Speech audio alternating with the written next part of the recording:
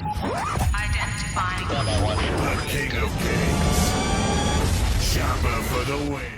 G'day guys, welcome back to Cakes by Chopper. Today we have Totoro, or Totoro.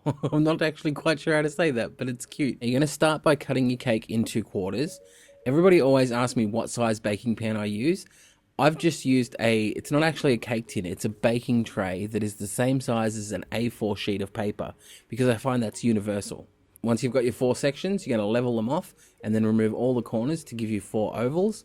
Stack them all up high and then start tapering the edges down. You're going to end up with about a quarter of the size piece on top, and the bottom part is going to stay the same size. But just have a look at the shape of it. You can see Totoro's body and make sure it just follows that sort of pear shape, but still thick at the bottom. Once you're happy with the shape, you're going to glue the pieces together with some buttercream. Don't put too much filling because you don't want it to slide or squash out.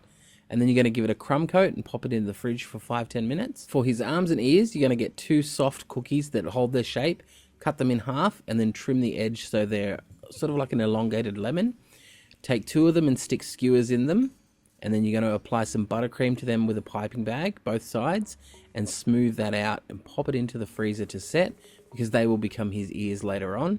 And with the other cut in half biscuit, you're going to stick them to the side of Totoro's body. Then you give him a full coating of buttercream and smooth it out as much as you can, because this is the final coat before we start adding on the facial features and everything. So take a little bit of time with it and try and neaten up the bottom. Once you are happy with the finish of his body, you're going to go around the bottom and clean up the edges. Then it's time to pipe on some plain vanilla buttercream for his stomach. I just piped the circle, then lines up the body and smoothed it out.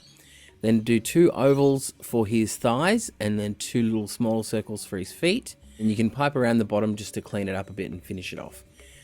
Now, I wasn't happy with how far his arms sat out, so I piped on a little bit of extra buttercream, smoothed that out, and then tapered it off at the top so you couldn't see the join. Back to the dark buttercream, you're going to pipe on the little markings on his body. It goes 3 at the top and then 4 at the bottom. Then I swapped to the light buttercream and did his nails. His whiskers, I just used skewers that were dipped in buttercream. If you wanted something edible, you can just use pretzel sticks, but I wouldn't eat the skewers, so remove them if you do use them. For his eyes, I just rolled 2 little balls of fondant and then painted on some black dots, and then painted his nose directly on with some black gel food coloring. And then it was time to roll out some white fondant for his mouth, which I cut a semicircle and then arched the top part of his mouth up. Unfortunately, I did mine a little big. Just make sure you measure yours before, because I didn't, and the mouth just looks a bit weird. Okay, now once you've trimmed that mouth off with some black gel food dye, apply his ears and then put in his whiskers, and your Totoro cake is done. If you like this cake, then please hit the like and share button on Facebook, Google+, or check out some of my other cakes.